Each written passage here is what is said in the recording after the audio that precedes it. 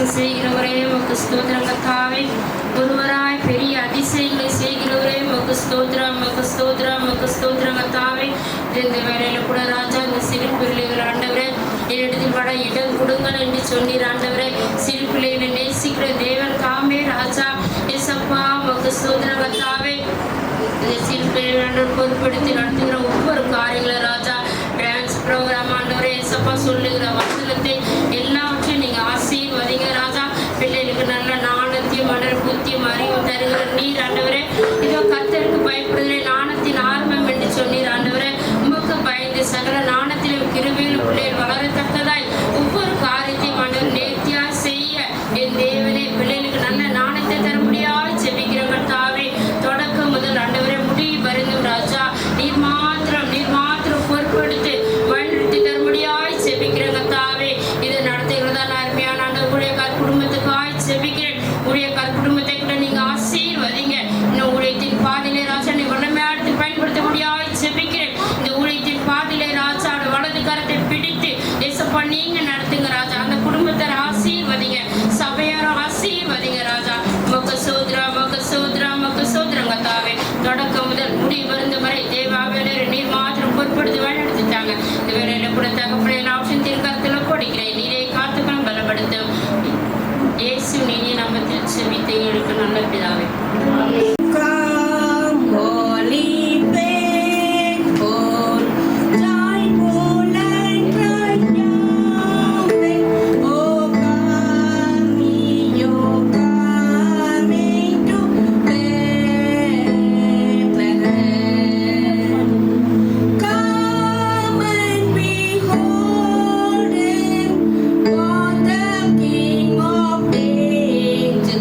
Oh God.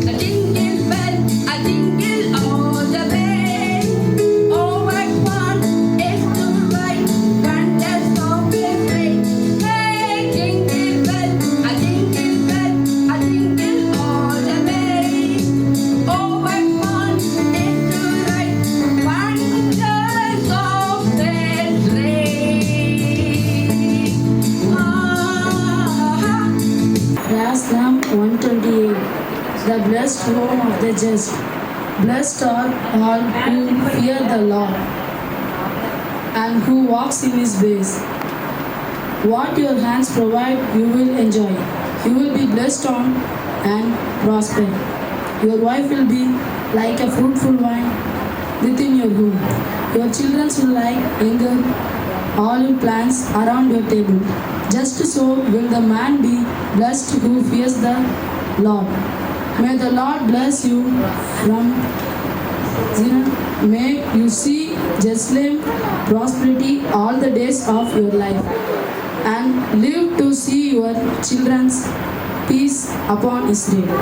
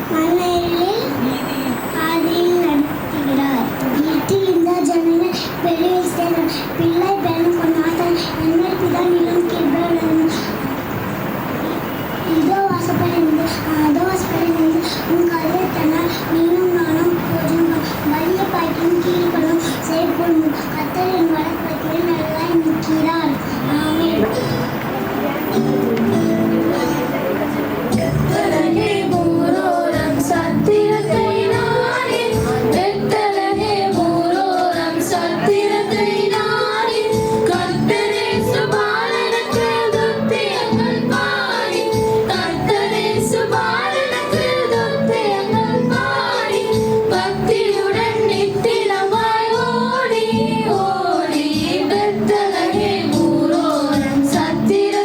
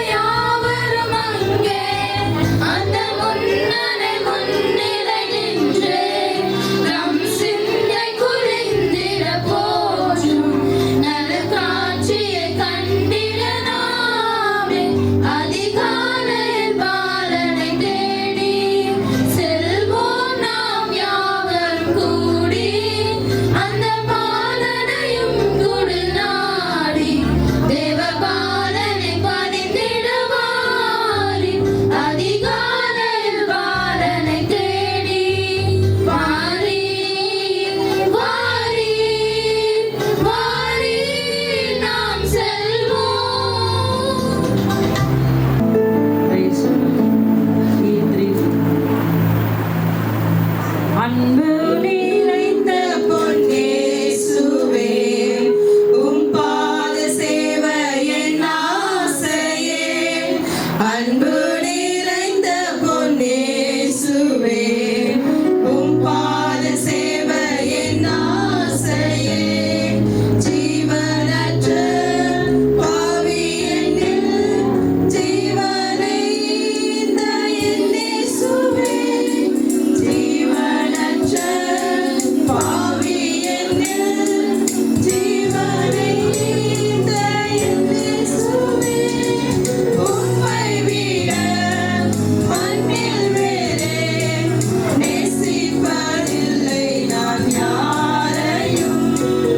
உம்மை விட மண்ணில் வேறே நேசிப்பதில்லை நான் யாரையும்.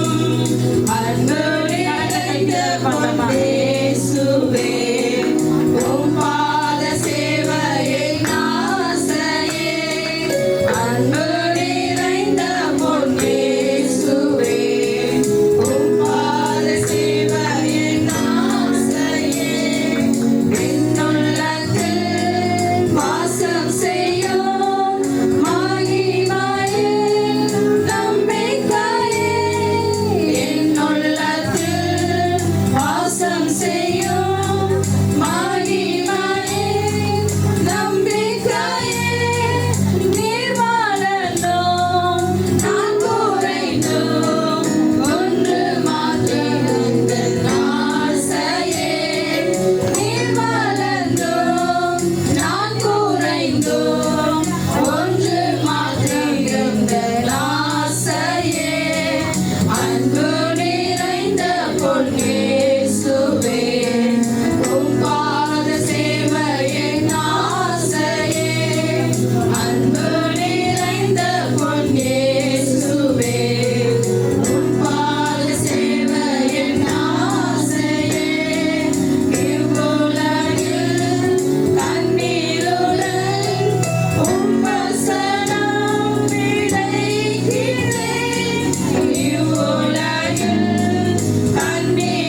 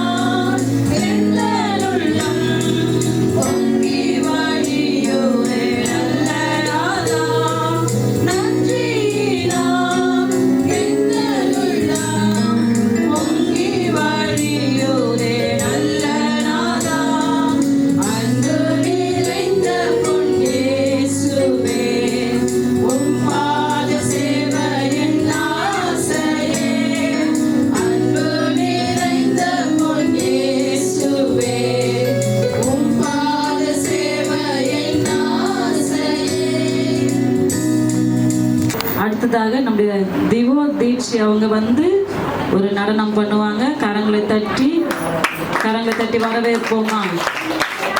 ஆமென்.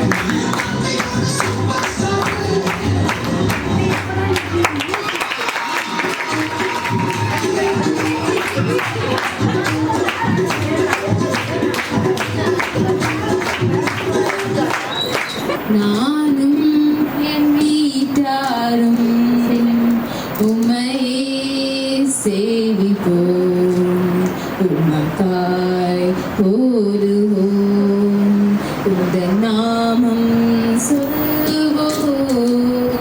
நானும் என் வீட்டாரும் உம்மையே சேவிப்போம், உமக்காய் ஓடுவோம், உந்தன் நாமம் சொல்லுவோம். El Shaddai,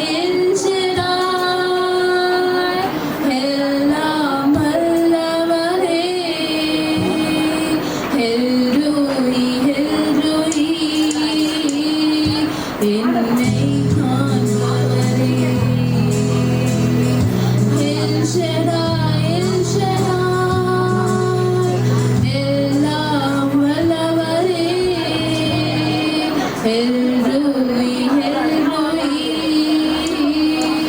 என்னை காண்பவரே முழங்கால் படிட்டு முழுவதும் தருகிறேன் நான் முழங்கால் படிட்டு முழுவதும் தருகிறேன் நானும் என் வீட்டாரும் உம்மையே சேவிப்போம் உமக்காய் ஓடுவோம் உம்மின் நாமம் சொல்லுவோம் யெகோவா ரோஹா எங்கள் மனமேலவே யெகோவா ராஹா சுகம் தரும் தெய்வமே யெகோவா ரோஹா எங்கள் மனதெய்வமே யெகோவா ஷாலோம் சுகம் தரும் தெய்வமே முழங்கால் படிட்டு முழுவதும் தருகிறேன் நான் முழங்கால் படிட்டு முழுவதும் தருகிறேன் நானும் என் வீட்டாரும் உம்மையே சேவிப்போம் உமக்காய் ஓடுவோம் உம்மின் நாமம் சொல்லுவோம் பரிசுத்தர் பரிசுத்தர் பரலோக ராஜாவே பரிசுத்தர் பரிசுத்தர் பரலோக ராஜாவே எப்போதும் இருப்பவர் இனிமேலும் வருபவர் எப்போதும் இருப்பவர் இனிமேலும் வருபவர் முழங்கால் படிட்டு முழுவதும் தருகிறேன் நான் முழங்கால் படிட்டு முழுவதும் தருகிறேன் நானும் என் வீட்டாரும் உம்மையே சேவிப்போம் உமக்காய் ஓடுவோம் உம்மின் நாமம் சொல்லுவோம் நானும் என் வீட்டாரும் உம்மையே சேவிப்போம் உமக்காய் ஓடுவோம் உம்மின் நாமம் சொல்லுவோம் கர்த்தருக்கு ஸ்தோத்திரம். சங்கீதம் 130. கர்த்தாவே, ஆழங்களில் இருந்து உம்மை நோக்கி கூப்பிடுகிறேன். ஆண்டவரே, என் சத்தத்தை கேளும். என் விண்ணப்பங்களின் சத்தத்திற்கும் செவிகள் கவனித்திருப்பதாக. கர்த்தாவே, நீர் அக்கிரமங்களை கவனித்திருப்பதானால் யார் நிலை நிற்பார்? ஆண்டவரே, உமக்கு பயப்படும்படிக்கு உம்மிடத்தில் மிகுந்த மன்னிப்பு உண்டு. கர்த்தருக்கு காத்திருக்கின்றேன், என் ஆத்துமாவும் காத்திருக்கிறது. அவருடைய வார்த்தைகளை நம்பியிருக்கின்றேன். எப்பொழுது விடியும் என்று விடிய காலத்துக்கு காத்திருக்கிற ஜாமக்காரர்களை பார்க்கிலும் என் ஆத்துமா கர்த்தருக்கு அதிகமாய் காத்திருக்கிறது. இஸ்ரவேல் கர்த்தரை நம்பியிருப்பதாக. கர்த்தரிடத்தில் கிருபையும் அவரிடத்தில் திரளான மீட்பு உண்டு. அவர் இஸ்ரவேலை அதன் சகல அக்கிரமம் என்றும் மீட்டுக் கொள்ளுவார். ஆமேன். அல்லேலூயா. கர்த்தருக்கு ஸ்தோத்திரம். சங்கீதம் 135. அல்லேலூயா. கர்த்தருடைய நாமத்தை துதியுங்கள். கர்த்தரின் ஊழியக்காரர்களை துதியுங்கள். கர்த்தருடைய வீட்டில் நம் தேவனுடைய ஆலய பிரகாரங்களை கர்த்தரை துதியுங்கள். கர்த்தர் நல்லவர். அவருடைய நாமத்தை கீர்த்தனம் பண்ணுங்கள். அது இன்பமானது. கர்த்தர் யாக்கோபை தமக்காகவும் இஸ்ரவேலை தமக்கு சொந்தமாக தெரிந்து கொண்டார். கர்த்தர் பெரியவர் என்று நம்முடைய ஆண்டவர் தேவர்களுக்கு மேலானவர் என்று நான் அறிவேன். வானத்திலும் பூமியிலும் சமுத்திர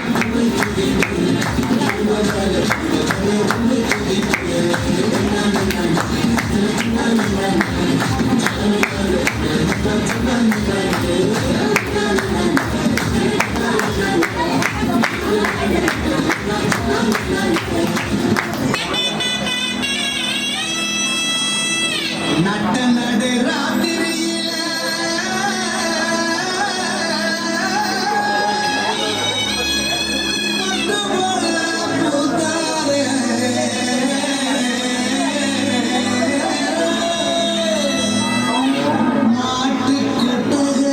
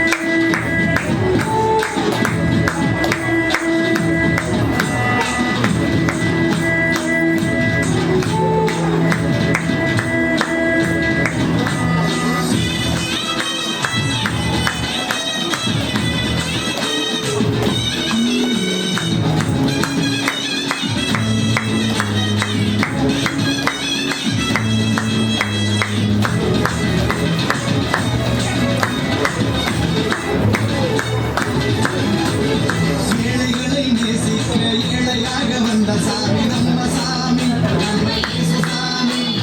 எல்லோருக்கும் வாழ்வு தர மனுஷனாக வந்த சாமி நம்ம சாமி ஏழைகளை நேசிக்க ஏழையாக வந்த சாமி நம்ம சாமி எல்லோருக்கும் வாழ்வு தர மனுஷனாக வந்த சாமி நம்ம சாமி நீதி நேர்மை அன்பு கொண்ட இறையாட்சியை மண்ணில் படைத்திடவே வாழ வந்தார் இயேசு சாமி நீதி நேர்மை அன்பு கொண்ட இறையாட்சியை மண்ணில் படைத்திடவே வாழ வந்தார் இயேசு சாமி காலம் பொருந்திடும் நேரம் வந்திடும் அன்பு அமைதி ஆண்டவரின் ஆசி கிடைச்சிடும் நட்டை ராத்திரியில் தும்பனை சாரலில் முட்டு போல பூத்தார இயேசு சாமி இயேசு சாமி. சின்ன பிள்ளைகளும் பங்கு பெற அந்த இதில் எல்லாத்துக்குமே வந்து உள்ள உட்காருங்க, முன்னாடி வந்துருங்க. நான் தேவனுடைய செய்திக்கு நேராக கடந்து போகிறோம். இப்போ தான் முக்கியமான நேரம். இவ்வளோ நேரம் நம்ம சந்தோஷமாக இருந்தோம். இந்த 40 நாளுடைய ஜெபத்தை நிறைவை கத்த நமக்கு ஆசீர்வாதமாய் மாற்றி தர வேண்டும். ஹல்லேலூயா. நம்முடைய ஜெபங்களுக்கு பதில்களை நம்முடைய கரங்கள் பெற்றுக்கொள்ள வேண்டும். என்ன அமைதியாயிட்டீங்களா? அதுக்கு பிறகு ஒரு டான்ஸ் இருக்குது, அது ஒன்றும் பிரச்சனை இல்லை. அதுக்கு முன்பதாக நாம் இந்த தேவனுடைய வார்த்தையை நாம் கேட்க போகிறோம். ஆகவே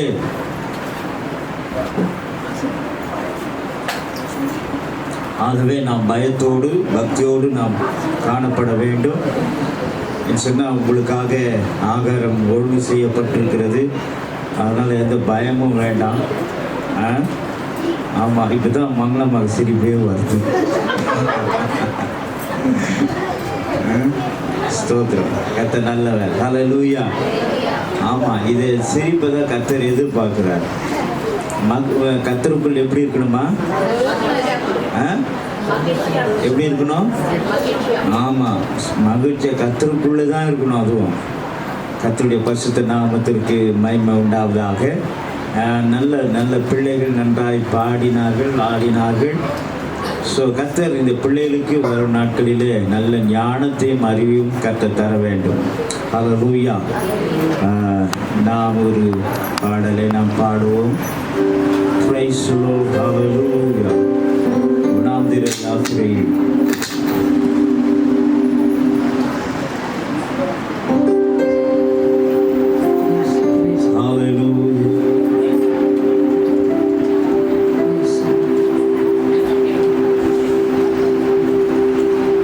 ஜீசஸ்.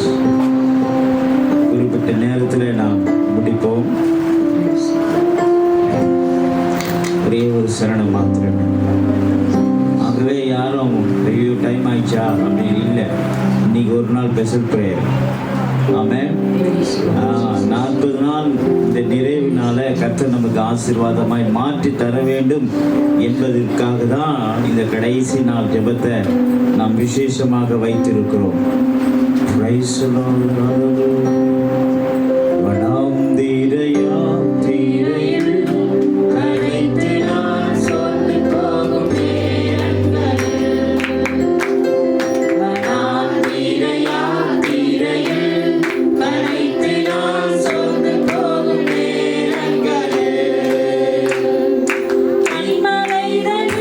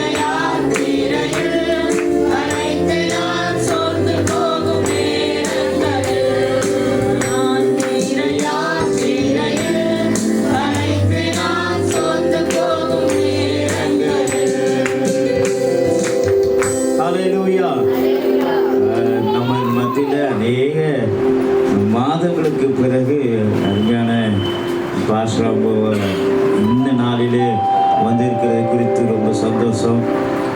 ஏன்னு சொன்னால் நம்ம நேரமும் அவங்களுக்கு முதல்ல செட் ஆச்சு, ஆனால் இப்போ செட் ஆகலை. ஆகவே இந்த நாளிலே நம்மத்தில் இருக்கிறது குறித்து ரொம்ப சந்தோஷமாக எல்லாரும் இப்போது நீங்கள் பயத்தோடு பக்தியோடு கூட வார்த்தைகளை கேட்க வேண்டும்.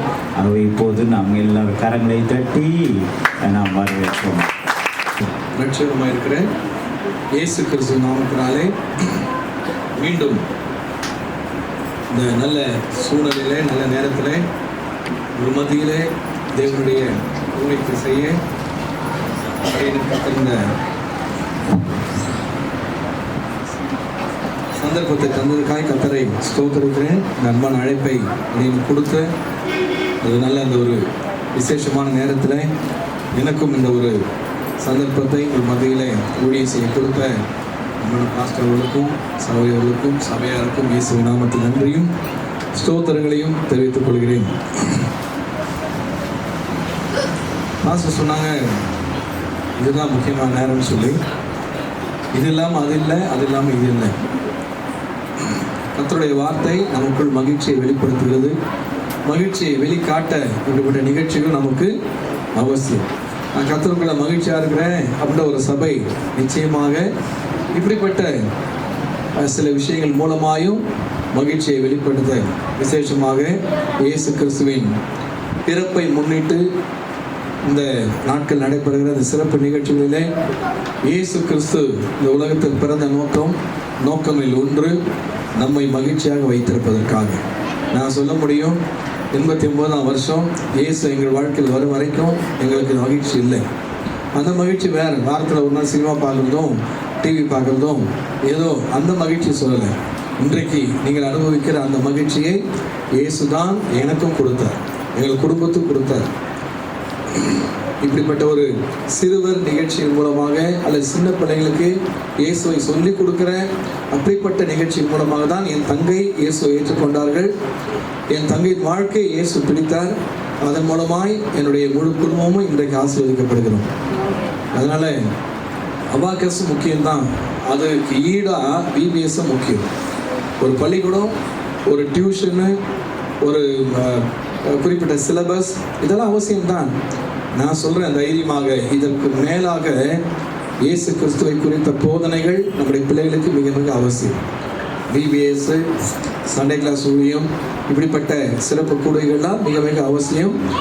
பிள்ளையாண்டவன் நடக்க வேண்டிய வழியிலே அவனை நடத்தும்படிக்கு வேதம் சொல்கிறது இல்லைங்களா? பிள்ளைகள் எல்லாரும் என்ஜினியர் இருப்பாங்க, டாக்டராக இருப்பாங்க அப்படின்னு வேதம் சொல்லலை. நல்லதுதான். உன் பிள்ளைகள் எல்லாரும் கர்த்தரால் போதிக்கப்பட்டிருப்பார்கள், அவர் சமாதானம் பெரிதாக இருக்கும். இப்போ இப்படிப்பட்ட நிகழ்வுகள் சபையில் நடக்கும்போது நாம் குடும்பமாக சபையோடு இணைந்து இந்த இப்படிப்பட்ட விஷயங்களை நாம் நம்முடைய உதவியை செய்ய வேண்டும். உபவாச கூட்டமும் இன்றைக்கு நிறைவு பெறுகிறதுன்னு சொல்லி பாஸ்டர் அவங்க சொன்னாங்க, சகோதரர்கள் சொன்னாங்க. எங்களுக்காக சேர்ந்து ஜெபிச்சிருப்பீங்க நாங்கள் நம்புகிறோம். கர்த்தர் உங்களை ஆசீர்வதிப்பாராக. 24ஆம் அதிகாரம் ஆதியாகமத்தின் புத்தகத்தில் 1ஆம் வசனத்தை நாம் வாசிக்கும் பொழுது 24ஆம் அதிகாரம்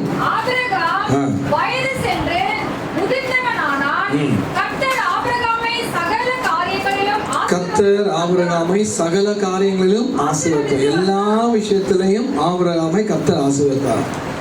எல்லா விஷயத்திலையும். இன்னைக்கு நாம எல்லா விஷயத்திலையும் ஆசீர்வதிக்கப்பட்டு வந்திருக்கோமான்னு எனக்கு தெரியல. அப்படி வந்திருந்தா ரொம்ப சந்தோஷம். ஆனால் எல்லாரும் அப்படி எல்லா விஷயத்திலும் ஆசீர்வதிக்கப்பட்டு வரல. எல்லா விஷயத்திலையும் ஆசீர்வதிக்கப்பட்டிருப்போமானால் நமக்கு 40 நாள் 40 நாள் உபவாசம் கிட்டமே தேவைப்பட்டிருக்காது. இந்த 40 நாட்களும் நாம் மற்றவர்களுக்காகவும் தேசத்துக்காகவும் மற்ற விஷயங்களுக்காக மட்டுமில்லை, நமக்காகவும் ஜெபித்திருக்கிறோம். அப்போ ஆபிரகாமின் தேவன் நம்முடைய தேவன். ஆபிரகாமை ஆசீர்வதித்த போல இன்றைக்கு நம்மையும் ஆசீர்வதிக்க வல்லவராக இருக்கிறார். ஆபிரகாமை கர்த்தர் ஆசீர்வதித்தார், இதெல்லாம் நமக்கு தெரியும். ஆனால் ஆபிரகாமை கர்த்தர் எல்லா காரியத்திலையும் சகல காரியங்களிலும் ஆசீர்வதித்து வந்தார். நான் ஒரு கொஞ்ச நேரம் நம்ம கொடுக்கப்பட்ட நேரத்தில் இந்த ஆபிரகாமின் ஆசீர்வாதத்திற்கு ஆபிரகாம் செய்தது என்ன அதான் நம்ம பார்க்க போறோம். ஆபிரகாமின் ஆசீர்வாதத்துக்கு ஆபிரகாம் செய்தது என்ன? இன்னைக்கு ஆசீர்வாதம் நமக்கு தேவை. சுகம் வேணும்னா மருத்துவர்கிட்ட தேடி போறோம், மருந்து மாத்திரை எடுத்துக்கொள்ளும். பணம் வேணும்னா வேலைக்கு போகணும், நல்ல ஒரு மேன்மை வேணா படிக்கணும். இப்படிதான் நம்ம வாழ்க்கையில ஒரு சிஸ்டத்தை வச்சிருக்கிறோம். அப்ப ஆசீர்வாதம் வேணும் அப்படின்னு சொன்னா என்ன செய்யணும்? சகல காரியங்களிலும் ஆண்டவரால் ஆசீர்வதிக்கப்பட்ட ஆபிரகாம் என்ன செய்தார்? வேதாகமத்தில் பார்க்கும் பொழுது இங்கே ஆபிரகாமை குறித்து 24:1 இப்போ வாசித்தோம். வேதம் சொல்லுது, கர்த்தர் ஆபிரகாமை எல்லா காரியத்திலும் ஆசீர்வதித்திருந்தார். கர்த்தர் சொல்றார், ஏசாயா 51:2 சொல்லப்பட்டிருக்கு. 51:2 அவனை அழைத்து ஆசீர்வதித்து பெருக பண்ணினேன். கர்த்தரே சொல்றாரு, ஆபிரகாமை அழைத்து ஆசீர்வதித்து பெருக பண்ணினேன். கர்த்தர் நம்ம எல்லாம் அழைத்திருக்கிறார், ஆசீர்வதித்து கொண்டிருக்கிறார். இன்னும் அதற்கு மேலாக நம்மை ஆசீர்வதிக்க போகிறார். ஒரு ஆமீன் சொல்லுங்க பார்க்கலாம். உங்கள் கவனத்தை கொஞ்சம் இங்கே வைக்கும்படிக்கு நான் கேட்கிறேன். இன்னொரு வசனமும் அங்கே சொல்லப்பட்டிருக்கு. ஆதியாகமம் 24:35 சொல்லப்பட்டிருக்கு. ஆபிரகாமின் வேலைக்காரன் சொல்றாரு, அந்த மூத்த வேலைக்காரன், நம்ம மேனேஜர் சொல்றோம் இல்லையா, அந்த மூத்த வேலைக்காரன் சொல்றாரு, கர்த்தர் என் எஜமானை மிகவும் ஆசீர்வதித்திருக்கிறார். கர்த்தர் என் எஜமானை மிகவும் ஆசீர்வதித்திருக்கிறார். கர்த்தர் எஜமானை மிகவும் ஆசீர்வதித்திருக்கிறார் அப்படின்னு. அப்போ வேதம் சொல்லுது கர்த்தர் ஆசீர்வதித்தார். கர்த்தர் சொல்றாரு ஆசீர்வதித்தேன். ஆபிரகாமுடைய வேலைக்காரன் சொல்றாரு ஆசீர்வதித்திருக்கிறார். அப்போ ஆபிரகாமின் தேவனைத்தான் இன்றைக்கு நாம் தெய்வமாக வணங்கி கொண்டிருக்கிறோம். ஆபிரகாமின் சந்ததிகள் என்று வேதம் நம்மை அழைக்கிறது ஒரு விதத்தில். அப்போ ஆபிரகாமை எல்லா காரியத்திலும் ஆசீர்வதித்தவர். இந்த வருஷத்தின் இறுதியில் வந்திருக்கிறோம், ஜெபித்திருக்கிறோம், அநேக விஷயங்களுக்கு நம்மை ஆயத்தமாக்கி இருக்கிறோம். அநேக விஷயங்களில் ஆண்டு நம்மை உணர்த்தி கொடுத்திருப்பாரு. ஒரு புதிய ஆண்டுக்குள்ளாக தேவ கிருபையினால் ஆபிரகாமின் தேவனுடைய முழுமையான ஆசீர்வாதத்தை பெற்றுக்கொள்ளும்படிக்கு நாம் கடந்து செல்வதற்கு ஆபிரகாம் என்ன செய்தார்? வேதம் சொல்கிறது 12ஆம் அதிகாரத்துல 1ஆம் வசனம். ஆதியாகமம் 12ஆம் அதிகாரம் 1ஆம் வசனத்தில் பார்க்கும்பொழுது, கர்த்தர் ஆபிரகாமை நோக்கி, நீ உன் தேசத்தை, இனத்தை, உன் தகப்பனுடைய வீட்டை விட்டு புறப்பட்டு நான் உனக்கு காண்பிக்கும் தேசத்துக்கு போ. இங்க ஆபிரகாமை எல்லாவற்றிலும் ஆசீர்வதித்தார். கவனிக்கிறீங்களா? எல்லா விஷயத்திலும் ஆசீர்வதித்தார். அதற்கு ஆபிரகாம் என்ன செய்தார்? வெளிநாட்டுக்கு போய் சம்பாதிச்சாரு, வட்டிக்கு விட்டாரு, இதை செஞ்சாரு, அதை செஞ்சாரு, சர்ச்சு கூட வர முடியாம சம்பாதிச்சாரு, அதனாலதான் ஒரு வீடு கட்டினாரு. அப்படிலாம் பைபிள்ல சொல்லல ஆபிரகாமை. கர்த்தர் ஆபிரகாமை ஆசீர்வதிப்பதற்கு முதல் விஷயம் வேதம் சொல்கிறது, விட்டு கொடுத்தார். என்ன பண்ணாருங்க? விட்டு கொடுத்தார். இன்னொரு விதத்துல சொல்ல போனா 12:1 விட்டு வந்தார். ஆபிரகாம் என்ன பண்ணாரு? விட்டு வந்தார். எதை விட்டு வந்தாரு? அங்க 12:1 சொல்லப்பட்டிருக்கு, தேசத்தை, இனத்தை, தகப்பன் வீட்டை. நீங்கள் இந்த 40 நாட்கள் ஒரு தலைப்பை, ஒரு கருவை வைத்து நீங்க என்ன பண்ணீங்க? அந்த ஜெபத்தை நடத்திருக்காங்க. என்ன கரு, என்ன கருத்து? கீழ்ப்படுதல். ஆபிரகாம் இங்கே கீழ்ப்படிந்ததனால், அதுதான் நான் சொல்றேன், விட்டு வந்தது. ஆண்டவர் சொல்றாரு, இது வேண்டான்னு சொல்றாரு, இதை செய்யுன்னு சொல்றாரு. அப்ப ரெண்டுமே நாம் விட்டு கொடுத்தல், கீழ்ப்படிதல், அர்ப்பணித்தல், ஒப்பு கொடுத்தல் எல்லாம் ஒரே வார்த்தை தான். அப்ப வேதம் சொல்கிறது, ஆபிரகாம் அங்கே ஒரு விசுவாசி மட்டுமல்ல, கீழ்ப்படிதலும் பெரியவனா இருந்தார். அப்பா வீட்டை விட்டு வர சொல்றாரு. அப்பா வீடுனா என்ன, இதை குறிக்குது வேதத்துல அப்படின்னு சொல்லும் போது அங்க விட்டு வந்தார் அப்படின்னு சொல்லப்பட்டிருக்கு. பாத்தீங்களா? விட்டு வரும்போதுதான் 12:2 சொல்லப்பட்டிருக்கு. ஆதியாகமத்துல 12:2 நான் உன்னை பெரிய ஜாதியாக்கி அப்படின்னு ஆண்டவர் சொல்றார். நான் உன்னை பெரிய ஜாதியாக்கி. அப்ப முதல்ல ஆண்டவருக்கு விட்டு கொடுக்கிற அனுபவம் அல்லது கீழ்ப்படுகிற அனுபவம். ஆண்டவர் வார்த்தை இந்த கிட்டத்தட்ட 51 வாரம் நம்ம கேட்டிருக்கோம். 51 ஞாயிற்றுக்கிழமை இது வரைக்கும் முடிஞ்சிருக்கு. 51 வாரத்தில் சில நாட்கள் கொரோனா நிமித்தமாக நம்ம டெலிஃபோன்லேயே உங்களுக்கு மெசேஜ்லாம் கொடுத்தாங்க. போன வருஷத்தில் கொஞ்சம் யூடியூப்பில் உங்கள் பாஸ்டர் மெசேஜ் கொடுத்தாரு. அப்போது ஒரு வாரமும் நம்ம சபை என்பது நடக்காமல் இல்லை. ஏதாவது விதத்தில் விசுவாசிகளுக்கும் சபைக்கும் தொடர்பு இருந்துட்டு இருந்தது. கிட்டத்தட்ட 51 வாரங்கள் கர்த்தர் நம்மோடு பேசி நம்மை தைரியப்படுத்தினார், பலப்படுத்தினார், ஆசீர்வதித்திருக்கிறார். இன்னொரு வார்த்தை, நம்மை இன்னும் என்னென்ன விஷயத்துல கீழ்ப்படியணும், ஒப்பு கொடுக்கணும், இதுவும் நம்மோடு கர்த்தர் பேசி நமக்கு உணர்த்தி கொடுத்துருக்காரு. எத்தனை பேர் ஆமென் சொல்றீங்க? கவனிக்கிறீங்களா கொஞ்சம்? ஆமா. அப்போ ஆண்டவர் வாரம் வாரம் கூப்பிட்டு ஆசீர்வாதத்தை மட்டும் கொடுத்து அனுப்பல. ஆண்டவர் அந்த ஆசீர்வாதத்துக்கு நாம் எவ்வளவு அர்ப்பணிக்க வேண்டும், கீழ்ப்படியணும், விட்டு கொடுக்கணும், ஒப்பு கொடுக்கணும். உங்க ஊழியக்காரர் பேசியிருப்பார், பல விதத்துல அந்த வார்த்தைகள் வந்திருக்கலாம். ஒப்பு கொடுங்க, ஆண்டவர் சொன்ன ஒப்பு கொடுங்க, அர்ப்பணிங்க, கீழ்ப்படிங்க, விட்டு கொடுங்க. இங்கே பார்க்கும்போது ஆபிரகாமும் கர்த்தர் சொன்ன விஷயத்திற்கு அவர் கீழ்ப்படிந்ததினால் அங்கே ஆபிரகாம் கர்த்தரால் ஆசீர்வதிக்கப்பட்டார். வேதத்தில் பார்க்கும்போது யாருக்கு ஆண்டவர் இந்த ஆசீர்வாதத்தை கொடுக்கிறாராம்? 12ஆம் அதிகாரம் 4ஆம் வசனத்துல கர்த்தர் ஆபிரகாமுக்கு சொன்னபடி அவன் புறப்பட்டு போனான், சொன்னபடியே அவன் புறப்பட்டு போனான். நல்லா கவனிக்கிறீங்களா? சொன்னபடியே புறப்பட்டு போனான். கரெக்டா சரியான கேள்வி கேட்ட சரியான பதில் எழுதினால்தான் மதிப்பெண் வரும். சரிங்களா? இங்க ஆபிரகாம் கர்த்தர் சொன்னபடியே புறப்பட்டு போனான்னு சொல்லப்பட்டிருக்கு. அது கீழ்ப்படிதலுக்கு, ஒப்பு கொடுத்தலுக்கு அடையாளம். ஆண்டவர் நமக்கு இந்த ஆண்டில் ஜீவனை கொடுத்திருக்கிறார், காப்பாற்றி இருக்கிறார், எவ்வளவு நன்மையில கொடுத்திருக்கிறார். இந்த ஆண்டவருக்கு நாம் என்ன செய்ய முடியும்? நாம் விட்டு கொடுக்கும் போது, ஆபிரகாமை போல விட்டு வரும்பொழுது, நம்மை கர்த்தருக்கு கீழ்ப்படுத்தும் போது, நம்மை குறித்த ஒரு மேன்மையான திட்டத்தை கர்த்தர் வைத்திருக்கிறார். அந்த திட்டங்களை கர்த்தர் நம் மூலமாய் செயல்படுத்த நம்முடைய தேவன் வல்லவராய் இருக்கிறார். ராமன் சொல்லுங்க பார்க்கலாம். இருக்கிற எவ்வளவு பாஸ்டர்ஸ், உங்க பாஸ்டர், நமக்கு எத்தனையோ பரிசுத்தவான்கள் தெரியும். அப்போ இவங்கெல்லாம் பார்த்தீங்கன்னா பிறக்கும்போதே பாஸ்டர் யாரும் பிறக்கல. ஆனா கர்த்தருக்கு விட்டு கொடுத்ததினால் கர்த்தர் இன்றைக்கு இவர்களுடைய வாழ்க்கையெல்லாம் மேன்மைப்படுத்தியிருக்கிறார்.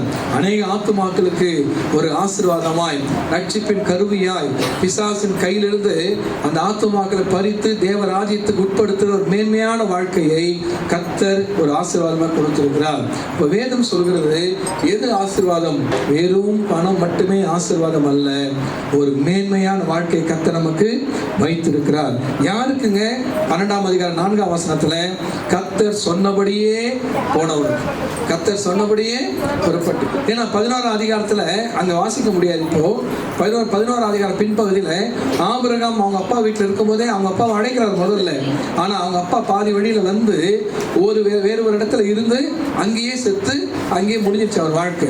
அப்போ அங்க 11ஆம் அதிகாரம் கடைசி பகுதியில பார்க்கும்போது ஆரான் மட்டும் வந்து அங்கேயே இருந்து விட்டார்கள் அப்படின்னு பைபிள் இருக்கு. மீண்டுமாய் கர்த்தர் ஆபிரகாமை அழைக்கிறார். அப்பாவுடைய கண்ட்ரோல் இருக்கும்போது அழைச்சாரு. இப்ப அப்பா இறந்த பிறகு நேரடியா கர்த்தர் இடைப்பட்டு அங்க அழைக்கிறார். இப்ப அழைத்து இந்த அழைப்புக்கு முன்னாடி அப்பா கீழ்ப்படிய விடல, கூட்டு குடும்பம். ஆனா இப்ப ஆபிரகாம் ஒரு குடும்ப தலைவனானதுனால கர்த்தர் அழைக்கிறார். கவனிக்கிறீங்களா? நீங்கள் தான் உங்கள் குடும்பத்துக்கு தலைவர், நீங்கள் தான் குடும்பத்துக்கு தலைவி. ஒவ்வொரு சபையிலையும் 3 மடங்கு சகோதரிகள் தான் அதிகமா இருக்காங்க. அந்த சகோதரிகள் மூலமா தான் சகோதரர்கள் வராங்க. கணவனோ பிள்ளைகளோ மற்ற உறவுகளோ வருகிறார்கள். அப்ப வேதம் சொல்கிறது, நம்மை கர்த்தர் தெரிந்து கொண்டது எதற்காக? கீழ்ப்படிந்து ஆசீர்வாதத்தை பெற்றுக்கொள்வதற்காக. எது ஆசீர்வாதம்? எது ஆசீர்வாதம்? ஒரு மேன்மையான ஒரு வாழ்க்கையை நீங்க ஜெபம் பண்ணி 4 பேர் சுகமாகும். நீங்க ஜெபம் பண்ணி அவங்களுக்கு ஒரு நல்ல வார்த்தையை சொல்றீங்க. உங்க வாயிலிருந்து புறப்படுற ஒரு வார்த்தை அவர்களை சபைக்குள் கொண்டு வருகிறது, இயேசுவை அறிய வைக்கிறது, அவங்க வாழ்க்கையில் இருக்கிற தரித்திரத்தையும் சாபத்தையும் விக்கிரக ஆராதனைகளையும் மாற்றி போடுது.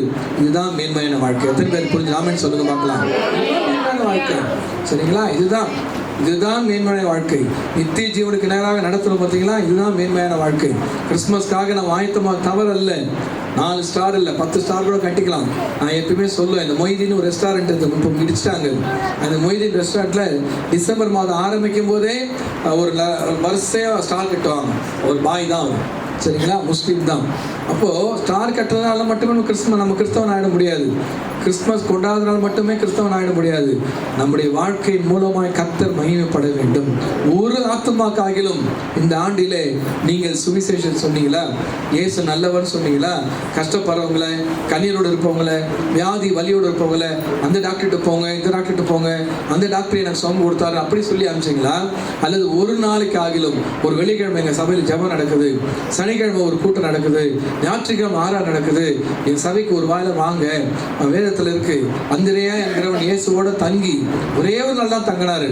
நேராக வீட்டுக்கு போய் பேதுருவை பார்த்து, மேசியாவை கண்டோம், நீ வா வந்து பாருன்னு அழைச்சார். நம்ம எத்தனை நாட்கள் இயேசுவோட வாழ்ந்து கொண்டிருக்கிறோம்? யாருக்காகிலும் இயேசுவை இந்த வருஷத்தில் சொன்னோமா? கொஞ்சம் யோசிச்சு பாருங்க. யாருக்காகிலும் பெரிய பாஸ்ட் பிரசங்கம் பண்ற மாதிரி நீங்க பண்ணிருக்க முடியாது, பண்ண வேண்டிய அவசியம் இல்லை. சபைக்கு வாங்க. சபைக்கு வர முடியாது, ஞாயிற்றுக்கிழமை வெள்ளிக்கிழமை உபவாசம் கொண்டு இருக்கு வாங்க. ரெண்டுமே வர முடியாதுங்க, பக்கத்துல பாஸ்ட் வீடு இருக்கு வாங்க, ஜெபம் பண்ணுவாங்க. சின்ன ஒரு ஜெபம் பண்ணிட்டு போங்க. எங்கெங்கேயோ போறீங்க, எங்கெங்கேயோ போய் டைம் நம்ம கொடுக்குறோம். இப்போ டாக்டர் வீட்டுக்கு போனால் 4 மணி நேரம் 5 மணி நேரம் ஆகுது, ஆனால் சுகம் கிடைக்கல. கொஞ்ச நேரம் வாங்க, ஒரே ஒரு ஜெபம் பண்ணிட்டு போங்க, சொல்லுங்க. கர்த்தர் இந்த மேன்மையை பெற்றுக்கொள்வதற்கு தான் இந்த ஆண்டிலே உங்களுக்கும் எனக்கும் ஜீவனை கூட்டி தந்திருக்கிறார். அதை மறந்துடக்கூடாது, சரிங்களா? அதை நம்ம மறந்துடக்கூடாது. அப்ப வேதம் சொல்கிறது எதுங்க ஒரு பெரிய ஆசீர்வாதம்? ஒரு மேன்மையான வாழ்க்கை ஆசீர்வாதம், மேன்மையான வாழ்க்கை ஆசீர்வாதம். அப்ப இங்க ஆதியாகமத்தின் புத்தகத்துல உதாரணத்துக்கு பார்ப்போம்னா 6ஆம் அதிகாரம் 22ஆம் வசனத்துல நோவாவை குறித்து சொல்லப்பட்டிருக்கு. கர்த்தர் சொல்லியபடியே செய்தார் அப்படின்னு ஒரு வார்த்தை சொல்லப்பட்டிருக்கு. கர்த்தர் சொல்லியபடியே செய்தார்.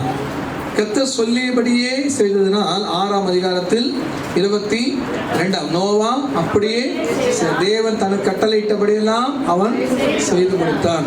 மழையே பார்க்காத உலகத்துல ஒரு கப்பல் செய்ய சொன்னான் அன்று. அப்ப அந்த கப்பலை செய்து முடிக்கும் போது நிறைய பேரை வச்சு வேலை வாங்கியிருப்பார் நோவா. ஆனா நோவா நீதியை பிரசங்கித்தான் பைபிள் சொல்லியிருக்கு. ஆனா நோவாவுடைய பேச்சை யாரும் கேட்கல. கூலி கொடுக்குறாரு, ஏதோ பேசுறாருன்னு கொஞ்ச நேரம் அவங்க வேலைக்காரங்களாம் இருந்திருப்பாங்க. ஆனால் ஒரு நாள் வந்தது, அன்றைக்கு கர்த்தர் நோவாவை பாதுகாத்தார். 150 நாட்கள் பூமியிலே வெள்ளம் பெருக்கெடுத்தது வேதம் சொல்லுது. ஆனா அப்படிப்பட்ட வெள்ளத்தின் மத்தியிலையும் அழிவின் மத்தியிலையும் நோவாவையும் குடும்பத்தை கர்த்தர் காப்பாற்றினார். காரணம் என்ன? நோவாவின் விட்டு கொடுத்தல், நோவாவின் கீழ்ப்படிதல். நாம் சபைக்கு வருவது எதற்காக தெரியுங்களா?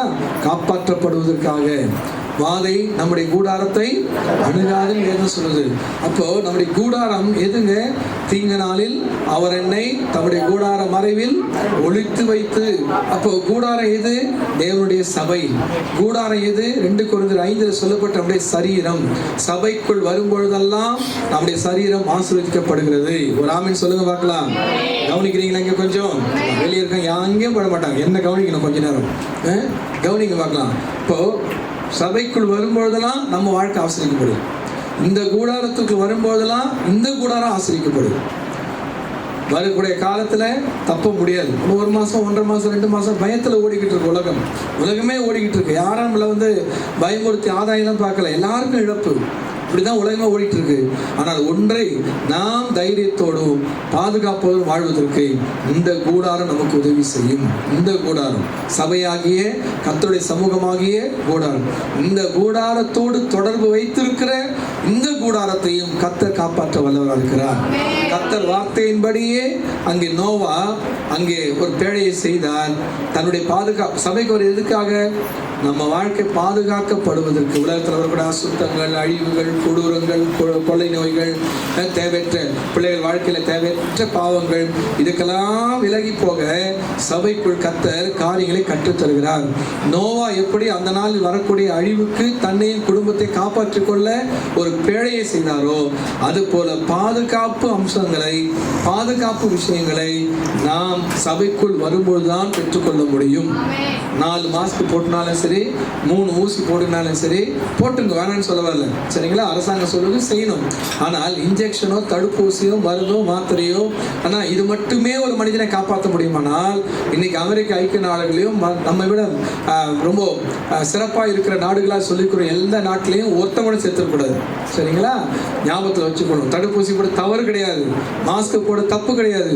ஆனால் ஒன்றை மறந்து விடாதீங்க, இதை மட்டும் நம்பி வாழ்வதுதான் தவறு. ஏனென்றால் நாம் கர்த்தருடைய போதனையின்படி நம்முடைய வாழ்க்கையை அமைத்துக் கொள்ளும் போதுதான். நோவா கர்த்தர் சொன்னபடியே செய்ததினால் தேவ பாதுகாப்பு பெற்றுக் கொண்டார். ஆபிரகாம் கீழ்ப்படிந்ததினால் ஆபிரகாமுக்கு ஒரு மேன்மையான வாழ்க்கையை தந்தார். இங்கே நோவா கீழ்ப்படிந்ததினால் நோவாவிற்கு ஒரு தெய்வீக பாதுகாப்பை கர்த்தர் அங்கே பரிசாக கொடுத்தார். ஒரு ஆமென் சொல்லுங்க பார்க்கலாம். தொட்டு பார்த்தா ஒரு நாள் தான், அடுத்த நாள் மத்தியானம் சாயந்தரம் இல்லையா, நம்மளே ஊதிக்க வேண்டியதுதான். நம்மளே வீட்டில் ஒன்று வாங்கி வச்சுருக்கோம் பார்த்தீங்களா. கொஞ்ச நாள் பைபிள் காலேஜில் கூட அதெல்லாம் யூஸ் பண்ணல, நானே எடுத்து அடிச்சு பார்த்துருக்கேன் கொஞ்ச நாள் பேட்டரி இருக்க வரைக்கும். கடைசியில் பார்த்தா குளிர்னால நமக்கு சூடாக இருக்குது, ஒன்றும் இல்லை, அது 97 தான் காட்டுது. சரிங்களா, அதுதான் ஒரு 2 நாளைக்கு ஒரு நாள் அதிகமாச்சுனாவே நம்ம வாழ்க்கை கஷ்டம். வேதம் சொல்ல, அவர் நோய்களெல்லாம் குணமாக்கி உன் பிராணனை அழிவுக்கு விலக்கி. நோய் இந்த வருஷத்துல எவ்வளவு நோய் வந்தது நமக்கு. நோய் நம்முடைய வாழ்க்கையில குணமாகாவிட்டால் நம்முடைய பிராணம் எண்ணிக்கை போயிருக்கும், ஞாபகம் வச்சுக்கணும். அப்போ நோய்களை குணமாக்கி பிராணனை அழிவுக்கு விலக்கி காப்பாற்றுகிற மருந்து மாத்திரை எங்க கிடைக்கும்? சபைக்குள் வந்து அவருடைய வார்த்தையின்படி நாம் செய்யும் பொழுதுதான் நம்மையும் பாதுகாத்துக் கொள்ள முடியும், நம்முடைய பிள்ளைகளை விசேஷமாக பாதுகாத்துக் கொள்ள முடியும். தேவன் நமக்காக வைத்திருக்கிற ஆசீர்வாதங்கள், திட்டங்கள், தீர்மானங்களை நாம் பத்திரமாய் பாதுகாத்துக் கொள்ள முடியும். எத்தனை பேர் ஆமென் சொல்றீங்க? ஏதோ சொல்லுது இல்லையா, நோவா கர்த்தர் சொன்னபடி செய்தார். கர்த்தர் என்னெல்லாம் கட்டளையிட்டாரோ அப்படியே செய்தார். அதுல ஒரு விஷயம் பாக்கி இருந்தா கூட அன்றைய அந்த பேழை, அந்த படகு, அந்த கப்பல் முழுகி இருக்கும். அப்ப கர்த்தருடைய வார்த்தை மூலமாக நம்முடைய வாழ்க்கை கர்த்தர் பாதுகாக்கிறார். வரலையா சொல்லுங்க பார்க்கலாம். எவ்வளவு பெரியவங்களா இருந்தாலும் எவ்வளவு சிறியவங்களா என்ன வந்தாலும் சரி, ஞாபகம் வச்சு கொடுங்க. உங்கள் மாத்திரை மருந்து நாம் எடுக்கிற, என்னையும் சேர்த்து சொல்றேன், நாம் எடுக்கிற மருந்து மாத்திரை மட்டும் காப்பாற்றவில்லை. விதவிதமாக நம்முடைய பாதுகாப்புக்காக நாம் எடுக்கிற எந்த முயற்சியும் நம்ம பாதுகாக்கவில்லை. வெளியே பைக் நிற்குது, கீழே அந்த முன்னாடி இந்த பம்பர் சொல்ல மாட்டேன், கிராஸ் பார் போட்டிருக்கோம். உங்கள் பாசிட்டிவ் தானே எவ்வளோ ஸ்ட்ராங்காக. வண்டி வாங்கும்போது ரொம்ப காஸ்ட்லி அதெல்லாம் வாங்கி போட்டேன், ஏன்னா அது ரொம்ப ஸ்ட்ராங்கு தேவை. வண்டி வெயிட்டு 2 முறை தவற விட்டுருக்கேன். அது வந்து டேங்கெல்லாம் காப்பாற்றும். வண்டி ஓட்டுற சகோதருக்கு தெரியும். நேற்றைக்கு நானும் ஒரு சகோதரும் போயிட்டு டவுட்டெல்லாம் அது வரும், எங்கேருந்தா ஒருத்தன் வந்தான்னு தெரியாது, கரக்குன்னு சத்தம் தான் கேட்டு நேராக இழுத்து போயிட்டான். அந்த பாறை உடஞ்சி என்னையும் கர்த்தர் காப்பாற்றினார், அவரையும் காப்பாற்றினாரு. அந்த பாறை தான் உடஞ்சிது. 2000 ரூபாய் செலவு அவ்வளோதானே தவிர, அதே நேரம் என்னுடைய எங்கள் மேலே அந்த ஒரு இரும்பு பாறை உடையமானால் நாங்கள் நேராக போயிட்டு இருக்கோம். சைட்லேருந்து ஒருத்தன் வந்து கிராஸ் பண்ணுறான், எங்கேருந்து வந்தானே தெரியாது. அவனே திரும்பி பார்த்துட்டு அவனுக்கு ரொம்ப பலத்தை அடி இருந்திருக்கும். கரன்னு சத்தம் தான் வந்தது. கடைசியில் பார்த்தா பாரெல்லாம் போனிக்கிட்டு இருக்கு. நாளைக்கு தான் மாற்றணும். கர்த்தர் கிருபையில் தான் நாம் வாழ்க்கை வாழ்ந்து கொண்டிருக்கிறோம். ஞாபகத்தில் வச்சுக்கணும். வண்டி காப்பாற்றுறதுக்காக போடப்பட்டது, ஆனால் என்னுடைய கால்களை, எங்களை அந்த துவார் மூலமாக கர்த்தர் காப்பாற்றினார். ஒவ்வொரு நாளும் நாம் வாழ்வது தேவனுடைய கிருபையினால். புதிய ஏற்பாட்டு சபை, கர்த்தருடைய பிள்ளைகள் ஞாபகத்தில் வைத்துக் கொள்ள வேண்டும். கர்த்தர் சமூகத்துக்கு வரும்பொழுதெல்லாம் நமக்கு நல்ல ஒரு பாதுகாப்புக்குரிய ஒரு வார்த்தையை கர்த்தர் கொடுத்து அனுப்புகிறார். எத்தனை பேர் ஆமென் சொல்றீங்க? 40 நாட்கள் எத்தனை பேர் தொடர்ந்து வர முடிஞ்சதோ தெரியாது, எத்தனை பேர் வந்தீங்களோ எனக்கு தெரியாது, உங்க பாஸ்டருக்கும் இங்க வந்தவங்களுக்கு தான் தெரியும். ஆனால் தேவ சமூகத்துக்கு 40 நாள் இல்லை, 400 நாள் இல்லை, வாழ்நாள் எல்லாம் வரணும். ஏனென்றால் வாழ்நாள் முழுவதும் நம்மேல் மோதி நம்மை அழிக்க நினைக்கிற பிசாசின் கிரியைகள் ஏராளம். ஆண்டோட வேதம் சொல்கிற ஒரு இடத்தில் வந்து என் வார்த்தையை கேட்டு அதன்படி செய்தால் அவனை கண்மலையின் மேல் கட்டப்பட்ட வீட்டுக்கு ஒப்பிடுகிறேன்னு சொல்றார் ஆண்டவர். அந்த வீட்டின் மேல் மழை அல்லது வெள்ளமும் அதிகமான விஷயங்கள் மோதியும் அது அசையாது, அது விடவில்லை. அப்போ இன்னொரு வீடை குறித்து வேதம் சொல்லுது, அது மோதி விழுந்தது. நம்முடைய வீடோ மோதப்பட்டு இன்றைக்கு விடவில்லை. நல்லா ஞாபகம் வச்சுக்கொள்ளணும். அப்போ கர்த்தருடைய சமூகத்து வரும்பொழுதெல்லாம் ஆண்டவர் நமக்கு பாதுகாப்பதற்கு, நம்முடைய வாழ்க்கையை பாதுகாக்க நல்ல ஆலோசனைகளை கொடுக்கிறார். கேட்டுட்டு மார்க் போட்டு வரதில்லை. கடந்த நாள் ஒரு சகோதரனை பார்த்தேன், ஏன்பா நான் உங்கள் சர்ச்சைக்கு வரும்போது வரலன்னு கேட்டேன். அவன் உடனே சொன்னான், ஐயா நீங்கள் வர்ற இன்னைக்கு தெரிஞ்சுதான் நான் வந்திருப்பையா அப்படின்னா. இவன் சாத்தான்னு எனக்கு தெரியும். நான் சொன்னேன், போன வாரம் உங்கள் சர்ச்சைக்கு வந்தேனே வரதானே கேட்டேன். ஐயா அடுத்த வாரம் வரேன்னு சொன்னேன். வர வாரம் தான், நேற்றுக்கு வர வாரம் சண்டே இருக்கு, ஒரு சண்டே இருக்கு, ஏன் கிறிஸ்துமஸ் ஆராதனை இருக்கு, அடுத்தது இருக்கு, ஊழியங்கள் இருக்கு, போய் கலந்துக்கோ. ஐஸ் வைக்கிற வேலை, ஏமாத்துற வேலை வேண்டாம். 3 தலையில நீ மண்ணை போட்டுக்காது. வெளிநாட்டுக்கு போய் கூட பல லட்சங்களை சம்பாதி சம்பாதித்தும் இன்றைக்கு எல்லா தவறான வழியில் அந்த பணத்தை செலவு செய்து தெரு தெருவா பந்தா காமிச்சு சுற்றிட்டு வரோம். கழுத்தில் ஒரு செயின், ஒரு பைக்கு, சும்மா ஒரு அப்படியே பந்தா கட்டு. சர்ச்சை தான் தாண்டி போகிறான், ஆனால் சர்ச்சுக்குள்ளே வர முடியும். ஆனால் என்ன சொல்கிறாங்க, நீங்கள் வந்து பிரசங்கமான வருவையா, அவர் நினச்சார் பொழுது அப்படியே நம்ம மயங்கி அவன் காலில் விழுந்துருவோம்னு சொல்லி இவனை மாதிரி சாத்தானை ஏற்கனவே பார்த்துட்டு தான் வந்திருக்கிறோம். சரிங்களா? பிரசங்கத்தை ருசிக்க நாம் வரவில்லை, கர்த்தருடைய வார்த்தைக்கு கீழ்ப்படிய கர்த்தர் நம்ம அழைத்திருக்கிறார். எல்லா சபையிலையும் கர்த்தர், ஆவிக்குரிய எல்லா சபையிலையும் கர்த்தர் பேசிக் கொண்டிருக்கிறார். அந்த வார்த்தைக்கு கீழ்ப்படியும் போது கர்த்தர் நம்மையும் நம்முடைய குடும்பத்தையும் விசேஷமாக உட்கார்ந்துருக்காங்க பாருங்க, நம்முடைய சந்ததிகள், இவங்க தான் நமக்கு ஆசீர்வாதமே. குறிப்பிட்ட வயசுக்கு தான் நம்ம சாப்பிட்றது, நம்ம ட்ரெஸ் பண்ணுறது, வீடு வாங்குறது, அது வாங்குறது, இது வாங்க, எல்லாம் பணம். அதுக்கப்புறம் எல்லாம் இவங்களுக்கு தான். எல்லாமே அவங்க வாழ்க்கை தான். அவங்க நல்லா இருந்தால் நம்ம வாழ்க்கை சந்தோஷம். அப்போ அவங்க நல்லா இருக்கிறது நம்ம என்ன பண்ணணும்? கர்த்தருக்கு முதலாவது நாம் கீழ்ப்படிய வேண்டும். நாம் கீழ்ப்படிய நோவாவின் நிமித்தம் முழு குடும்பத்தையும் காப்பாற்றி பாதுகாத்த ஆண்டவர் நம்முடைய குடும்பத்தை காப்பாற்றவர் நல்லவராக இருக்கிறார். யாத்திராகமத்தின் புத்தகம் 39ஆம் அதிகாரம் 42, 43 வசனங்களை பார்க்கும்போது, யாத்திராகமம் 39ஆம் அதிகாரம் 42, 40 கர்த்தர் மோசேக்கு கற்பித்தபடியெல்லாம் இஸ்ரவேல் புத்திரர் சகல வேலைகளையும் செய்தார்கள். மோசே அந்த வேலையெல்லாம் பார்த்தான். கர்த்தர் கற்பித்தபடியே அதை செய்திருந்தார்கள். மோசே அவர்களை ஆசீர்வதித்தான்.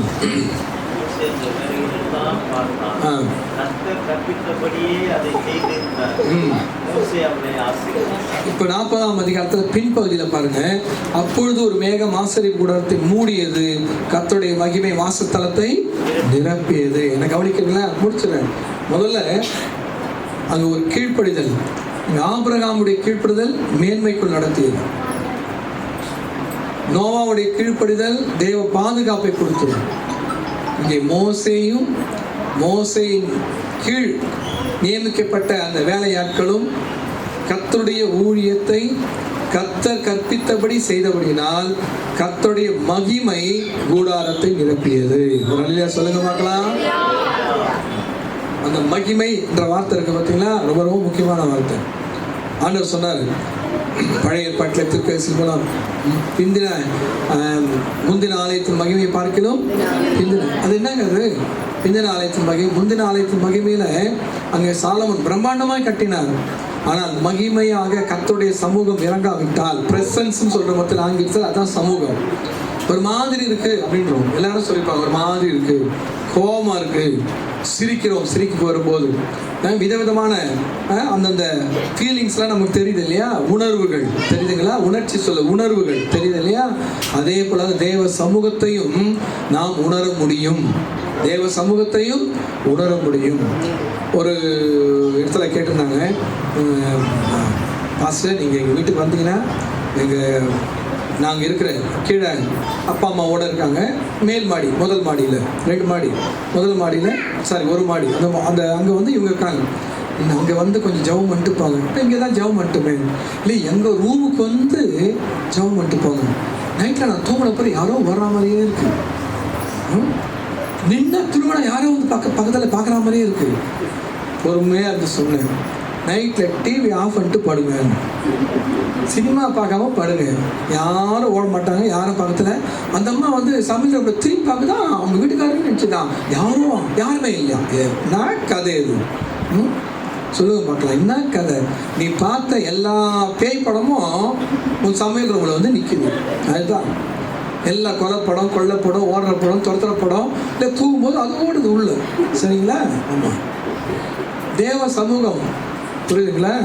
சண்டை போட்டுக்கிட்டு வீட்டில் ஒரு கணவன் மனைவி அல்ல பெற்றோர் பிள்ளை அல்லது ஒரு சபையாக சேர்ந்து அடிக்கடி நடக்கிற இடம் தான் இருக்குது. ஆமாம், சில சபையில் கமிட்டி எல்லாம் இருக்குது, தூக்கி அடிச்சிடும் அமைக்க. ஆமாம், நம்ம யோசிச்சு பாருங்க, அங்கே எப்படி தேவ சமூகம் இருக்கும்? வீட்டில் ஒரே கலாட்டா, கத்தி, கூப்பாடு, பிரச்சனை, விட்டு கொடுக்கறது இல்லை, எரிச்சல், கசப்பு, எப்படி தேவ சமூகம் இருக்கும்? சொல்லுங்க பார்க்கலாம். ஒரு பாஸ்டர் சொல்றாரு, அந்த தெருவிலேயே, புஷ்வாகத்தில் அந்த குறிப்பிட்ட தெருவிலேயே 7 மணிக்கு முன்னாடி அந்த அம்மா பண்ணுற ஜெபமும் பாட்டும் அந்த தெருவுக்கே கேட்குமா, மைக் இல்லாமல் நல்லா சத்தமாக பாட்டு பாடி நல்லா ஜெபம் பண்ணுவாங்க. 7 மணிக்கு பிறகு அந்த அம்மா போடுற சத்தம் பக்கத்திற்கு கேட்கணும். எப்படி அப்போ அப்படி அது அந்த ஜெபத்தை எப்படி நம்ம எடுத்துக்கொள்ள முடியும்? எப்படி மகிமை கடந்து வருதுன்னு சொல்ல முடியும்? சபை நல்லா கவனிக்கிறீங்களா? நம்ம இந்தியாவில் பிரம்மாண்டமான கட்டடம்லாம் இருக்குது. முக்கியமாக தாஜ்மஹால் ஒன்று இருக்குது. சரி, நான் பார்த்ததில் அது பார்க்குறது எனக்கு ஆசையும் கிடையாது. ஏன்னா அது ஒரு கல்லறை தோட்டம், சரிங்களா? ஒரு இடுகாடு, அவ்வளோதான். ஒரு பணத்தை வச்சுருக்காங்க அங்கே, அவ்வளோதான். அந்த பிணத்தை தவிர அங்கே வேறு ஒன்றும் கிடையாது. சபை கவனிக்கிறீங்களா? சபை என்பது மகாபெரிய பிரம்மாண்டமான கட்டடம் அல்ல, கர்த்தர் வாசம் செய்யும் இடம், சரிங்களா? கர்த்தர் வாசம் பண்ணும் இடம். அப்போ அங்க மகிமை இறங்கி வரணும். சாலமோன் கட்டின ஆலயத்துல கர்த்தருடைய மகிமை இறங்கி வராவிட்டால் அது வெறும் கட்டடம் தான். சாலமோன் எத்தனோ அரண்மனை கட்டினாரு, அதற்கு இருக்க ஒண்ணுமே இல்லை.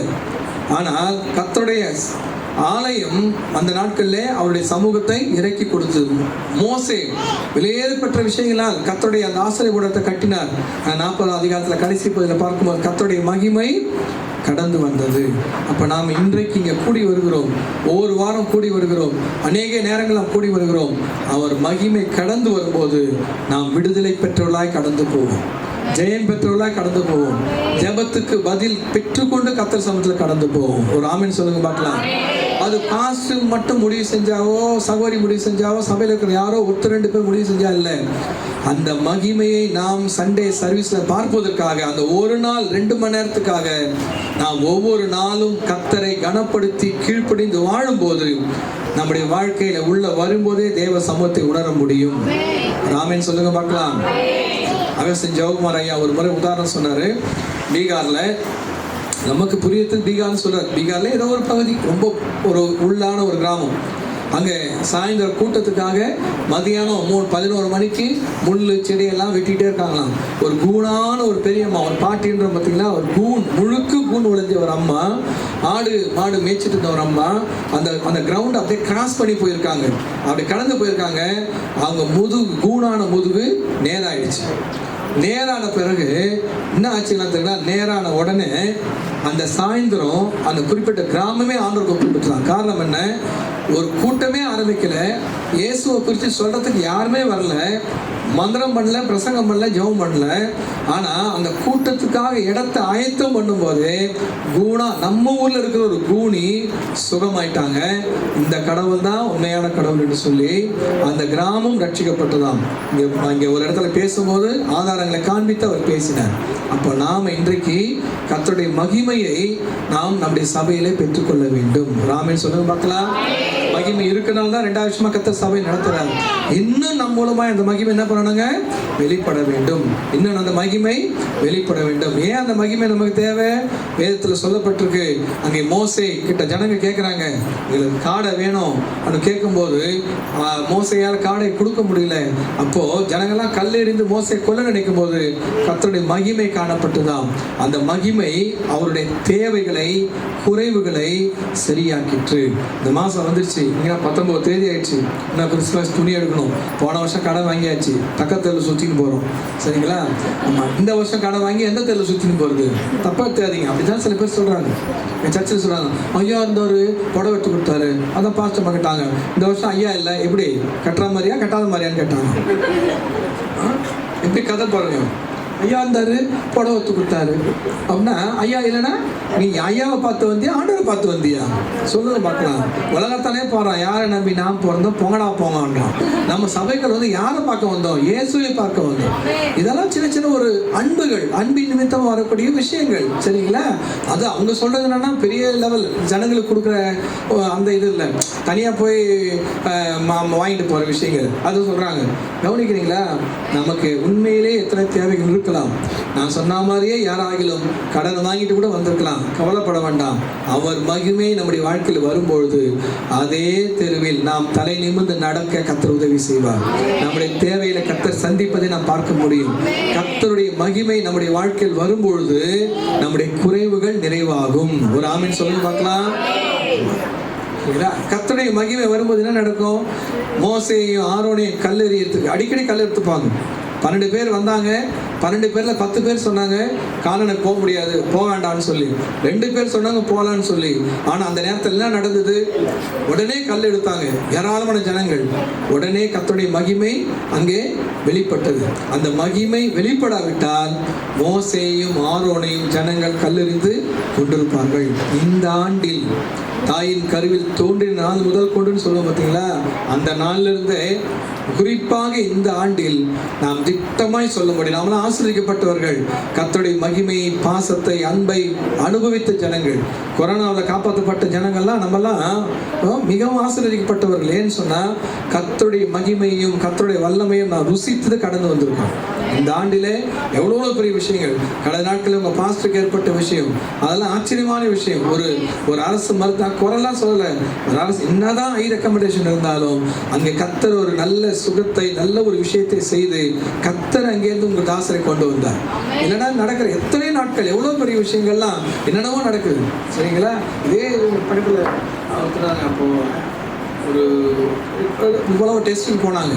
கடைசியில் பார்த்தீங்கன்னா நல்ல எங்கள் வயசு தான் அவருக்கு, எங்கள் வயசு கூட இருந்திருக்காரு அவர். உடனே அவருக்கு எதிர்பார்த்த சம்பவம் நடந்து மரணத்துக்குள்ள போயாச்சு. சரிங்களா? எத்தனையோ விஷயங்கள். இயேசு இல்லாத எதுவுமே நமக்கு ஆபத்து தான். ஆனால் இயேசுவோடு இருக்கும்போது எல்லாமே கர்த்தர் நமக்கு சாதாரணமாக மாற்றி தருகிறார். சிம்பிள் அதுதான், இவ்வளோதான். யாரானா டாக்டர் சொல்லிட்டாரு இவ்வளோதான் அவ்வளோதான். எங்கள் அம்மாவெல்லாம் 50 வயசுல 40 வயசுல சொல்லிட்டா டாக்டர் செத்துருவேன். எங்கள் அம்மா 76 வயசு 76 வயசுல தான் கர்த்தரோட கடந்து போனாங்க. அதனால நான் சொல்ல வரேன் அப்படின்னு சொன்னா கர்த்தருடைய மகிமை நம்மை பாதுகாக்கிறது. வேதமே அழகா சொல்லுது வார்த்தை இல்லையா? கர்த்தர் மகிமை உனக்கு முன்னே செல்லும் அப்படின்னு வேதம் சொல்லுது. அப்போ கர்த்தர் உனக்கு முன்னே செல்கிறார், மகிமை பின்னே காப்புன்னு இருக்கு. அப்ப கர்த்தருடைய மகிமை நம்மை பாதுகாக்கும். நம்ம ஜெபம் பண்ண, ஆண்டவரே நாங்கள் உம்முடைய மகிமையை பெற்று. எப்படி சபைக்கு வந்தாதான் பெரிய விளக்கிலிருந்து சின்ன சின்ன விளக்கு ஏற்றிட்டு போற மாதிரி சபையில் மகிமை வெளிப்படும். அந்த மகிமையில் நாம் என்ன பண்ணணும்? கொஞ்சம் கொஞ்சம் சார்ஜ் பண்ணிட்டு போய் வாரமெல்லாம் நம்மை பாதுகாத்து கொண்டு தேவைகள் சந்திக்கப்பட்டு மீண்டுமா வந்தோம். எதற்கு? நன்றி செலுத்தவும், மீண்டும் நம்மை சார்ஜ் பண்ணி கொடுத்துருக்கோம். சொல்லுங்க பார்க்கலாம். ஒரே ஒரு வார்த்தை சொல்லி முடிச்சுங்க, பைபிள் மூடி வச்சுட்டேன். மோசே ஆண்டவர் மலை மேல கொண்டு போயிட்டாரு. கொண்டு போய் வார்த்தை கொடுப்பதற்காக, கட்டளை கொடுப்பதற்காக, அதெல்லாம் கொடுப்பாருன்னு தெரியாது. ஆனா அங்க 7 நாட்கள் மோசே காத்திருக்கிறார். சாப்பிடல, தனி குடிக்கல, காத்திருக்காரு. அப்பொழுது ஒரு மகிமை அவரை மூடியது. அப்போ கர்த்தர் பேச ஆரம்பிக்கிறார். என்ன கவனிக்கிறீங்களா? நம்முடைய ஆண்டவர் பேசும் தெய்வம். நம்முடைய ஆண்டவர் எப்படிப்பட்டவங்க? சொன்னாம இருக்கும். குறி கேட்டீங்களா? யாராவது போய் குறி கேட்ட பழக்கம் இருக்கா? எங்கன்னா ஆண்டவர் அறியாத காலத்துல இப்பயும் குறி சொல்றாங்க. வெள்ளிக்கிழமை செவ்வாய்க்கிழமை அங்கங்க சபைக்குள்ள மற்ற ஜனங்களை வஞ்சிக்கிறதுக்கு குறி சொல்றாங்க. அந்த காலத்துல உண்மையிலே குறி சொல்லுவாங்க. அந்த குறி கேட்கறதுக்கு குறி மேடைக்கு எங்கள் அம்மா கூட போயிருக்கேன். இந்துவாக இருக்கும்போது ஜாதகமாக போயிருக்கேன். போகும்போது இந்த சந்தோஷம் கூட வரும்போது இருக்காது. ஏன்னா பயம்புத்து அனுப்பிச்சிடுவோம். உன் பொண்ணு 12 வயசுல செத்துரும், உன் பையன் 20 வயசுல பைத்தியம் பிடிச்சிடும், நீ ஓடி போயிடுவேன், உன் வீட்டுக்காரன் செத்து, இதுதான் சொல்லுவான். ஏன்னா அப்படி சொன்னாதான் அவன் ஏதாவது பரிகாரம் செய்வான், நம்ம காசு கொடுக்க முடியும், நம்ம கிட்ட நிம்மதியே போயிடும். ஆனா கர்த்தர் சமூகத்துக்கு இந்த படிக்கட்டு ஒவ்வொன்றா ஏறி வரும்போது நம் துக்கத்தோடு வந்திருப்போம். போகும்போது துக்கம் எங்க போச்சுன்னே தெரியாது. கர்த்தர் நம் துக்கங்களை மாற்றி தைரியத்தை கொடுத்து அனுப்பியிருக்கிறார். மகிமை என்ன கொடுக்கும் தெரியுங்களா? கர்த்தர் வார்த்தையை வெளிப்படுத்தும். கர்த்தர் வார்த்தையை வெளிப்படுத்தும். பாஸ்டர் பேசும்போது நீங்கள் நான் நினச்சினே வந்த பாஸ்டர் நீங்கள் பேசிட்டீங்க, எப்படிங்க அது? அதுதான் கர்த்தர் மகிமை. கடந்த நாளில் கர்த்தர் உணர்த்திருப்பார், பேசியிருப்பார், தைரியப்படுத்தியிருப்பார், எச்சரிக்கை கொடுத்திருப்பார். அதே உங்கள் பாஸ்டர் இங்கே வரும்போது பேசுவார். ஒரு பாடல் மூலமாக அந்த வார்த்தை வரும், செய்தியின் மூலமாக வரும். தனியாக வந்து நீங்கள் ஜெபம் பண்ணும்போது நீங்கள் சொல்லியிருக்கவே மாட்டீங்க பிரச்சனையை, கர்த்தர் உணர்த்தி கொடுத்துருப்பார். ஒரு சர்ச்சில் சொன்னார், என்ன ஐயா நீங்களும் சேர்ந்து வச்சு பாட்டு எடுக்கிறீங்களா? அவர் கொரட்டூர்லேருந்து வராரு, நான் பெரம்பூர்லேருந்து போகிறேன். இருக்கிற சபை ராயபுரம். நான் போயிட்டு அவர் பாட்டெல்லாம் நடத்தி முடிச்ச பிறகு நான் போய் பிரசங்கம் பண்ணுறேன்.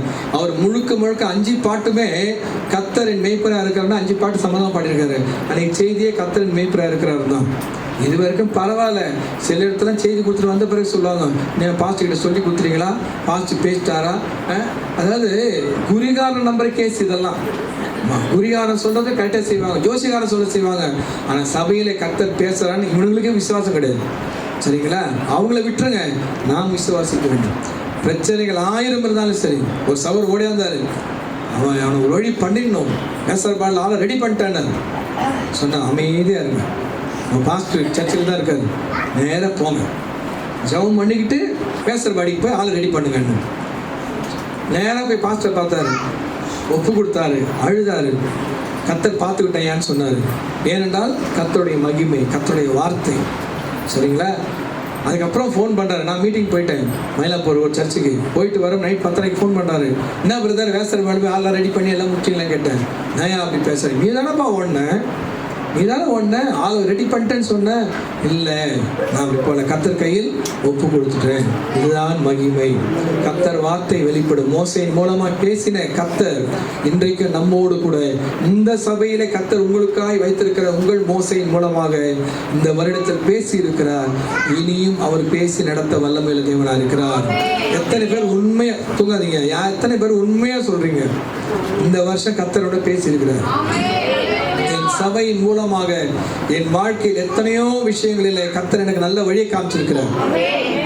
நம்ம செய்யக்கூடாதுன்னு நினைச்சிருப்போம். ஆண்டவர் சொல்றார், மன்னிச்சிரு, விற்று, ஏத்துக்கோ, நல்லது செய்யும் சொல்லியிருப்பார்.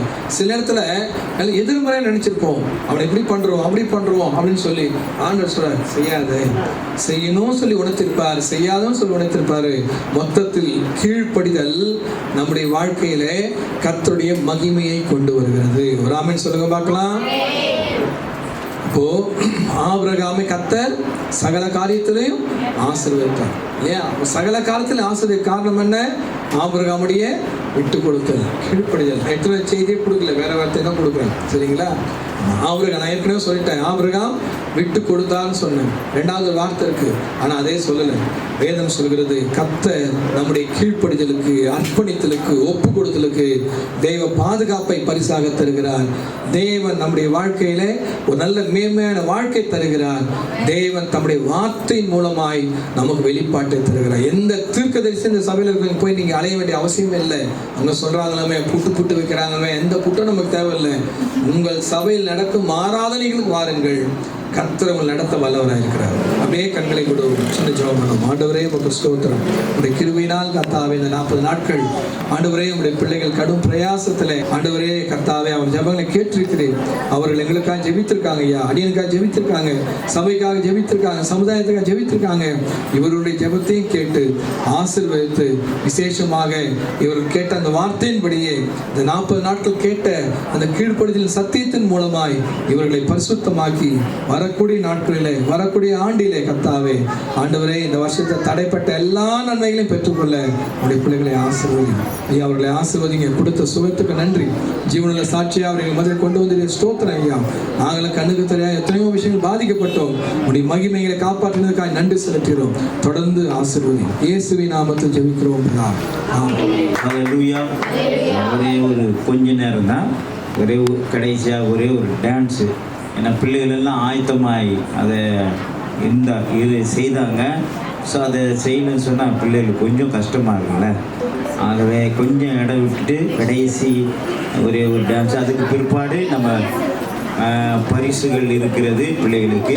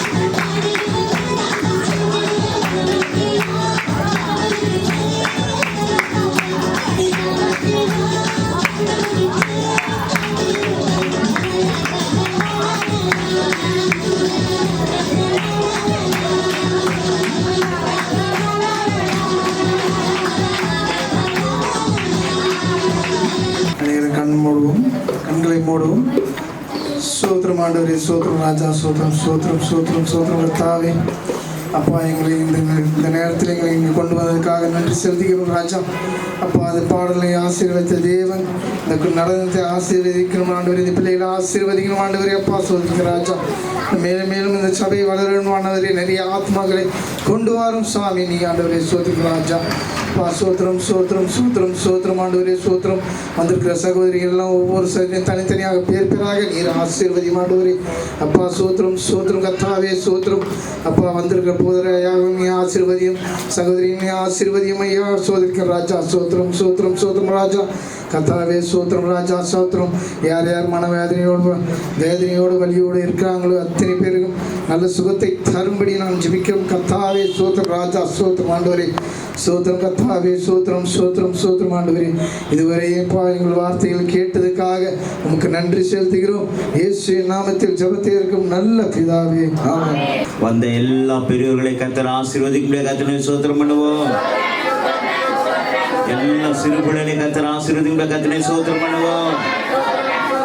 சோத்திரம் சோத்திரம். எங்கள் அன்பின் இயேசுவே, இந்த அருமையான வேலைக்கு நன்றி ஆண்டவரே. இந்த ப்ரோக்ராமை நீங்கள் செம்மையாய் நடத்தி தந்ததற்காக உமக்கு நன்றி செலுத்துகிறோம்.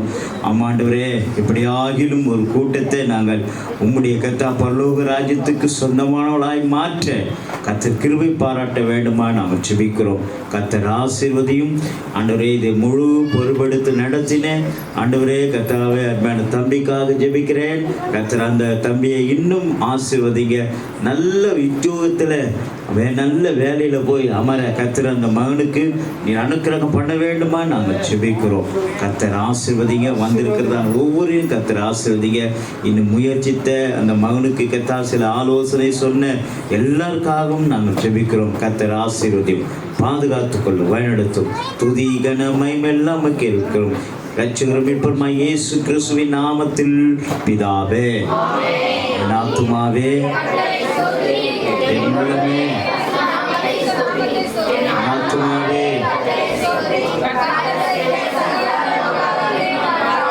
ஆமென். இந்த கர்த்தராகிய இயேசு கிறிஸ்துவின் கிருபையும் பிதாவாகிய தேவனுடைய அன்பும் பரிசுத்தாவியானுடைய நினைக்கும் இப்பொழுதும் எப்போதும் சதா காலங்கள் நாம் அனைவரோடு கூட இருப்பதாக. ஆமென். அல்லேலூயா, அல்லேலூயா, அல்லேலூயா.